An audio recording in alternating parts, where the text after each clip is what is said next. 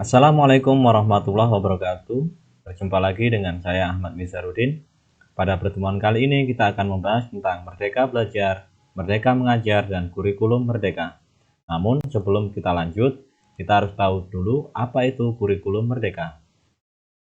Kurikulum Merdeka adalah kurikulum dengan pembelajaran berbasis proyek yang bertujuan mengembangkan soft skill serta karakter peserta didik sesuai dengan 6 profil pelajar Pancasila, yaitu berakhlak mulia, kebinekaan global, mandiri, bergotong royong, bernalar kritis, dan kreatif.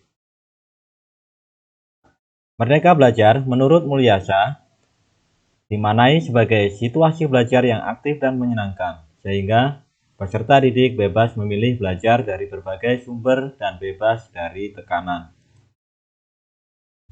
Tujuan Merdeka Belajar adalah agar para guru, peserta didik, serta orang tua bisa mendapatkan suasana yang bahagia.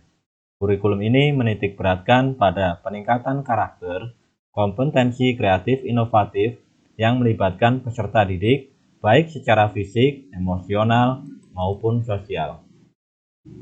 Tahapan siklus kurikulum Merdeka. Yang pertama adalah asesmen diagnostik, yang kedua perencanaan, yang ketiga pembelajaran, yang keempat asesmen atau penilaian. Prinsip pembelajaran Merdeka Belajar. Yang pertama, pembelajaran dirancang dengan mempertimbangkan tahap perkembangan dan tingkat pencapaian peserta didik saat ini, sesuai dengan kebutuhan belajar, serta mencerminkan karakteristik dan perkembangan peserta didik yang beragam, sehingga pembelajaran menjadi bermakna dan menyenangkan.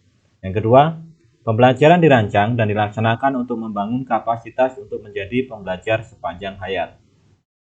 Yang ketiga, proses pembelajaran mendukung perkembangan kompetensi dan karakter peserta didik secara holistik.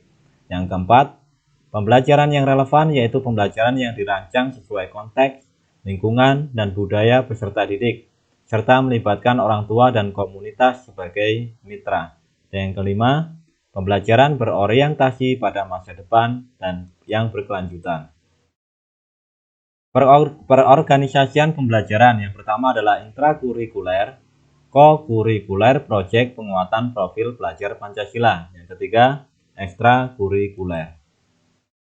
Pendekatan dalam perorganisasian pembelajaran yaitu biasanya melibatkan 4 pendekatan. Yang pertama, pendekatan mata pelajaran, yang kedua pendekatan tematik, yang ketiga pendekatan secara terintegrasi,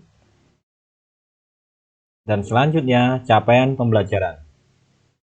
Capaian pembelajaran atau yang biasa disebut CP merupakan kompetensi pembelajaran yang harus dicapai peserta didik pada setiap fase perkembangan dalam satuan pendidikan, seperti sekolah dan madrasah.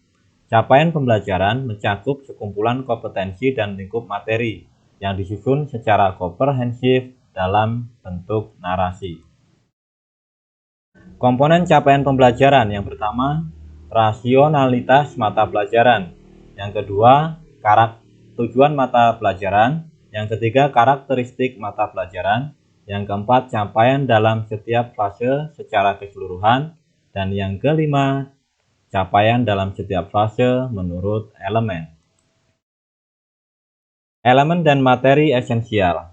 Setiap CP atau capaian pembelajaran, suatu mata pelajaran memiliki beberapa elemen atau kelompok kompetensi esensial yang berlaku sama untuk semua fase pada mata pelajaran tersebut.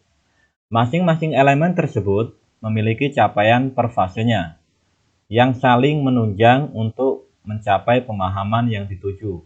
Elemen sebuah mata pelajaran mungkin saja sama atau berbeda dengan mata pelajaran lainnya. Hal tersebut sesuai dengan karakteristik pada masing-masing mata pelajaran. Materi esensial. Materi esensial dalam kurikulum Merdeka adalah materi atau mata pelajaran penting yang harus dikuasai dan dipahami oleh siswa, dan materi yang berkelanjutan yang ada pada semua jenjang kelas atau fase pendidikan. Luasan dan kedalaman materi. Luasan menunjukkan cakupan materi yang terdiri dari pengetahuan faktual, konseptual, prosedural, dan metakognitif. Contoh, keluasan materi zakat adalah pengertian, hukum, dalil, cara pembagian, dan hikmah. Sedangkan kedalaman menunjukkan tingkat kompetensi seperti tingkat taksonomi pengetahuan. Contoh, kedalaman seperti mengingat hukum, memahami hukum, menerapkan hukum, menganalisis hukum, menilai hukum, dan membuat kesimpulan hukum.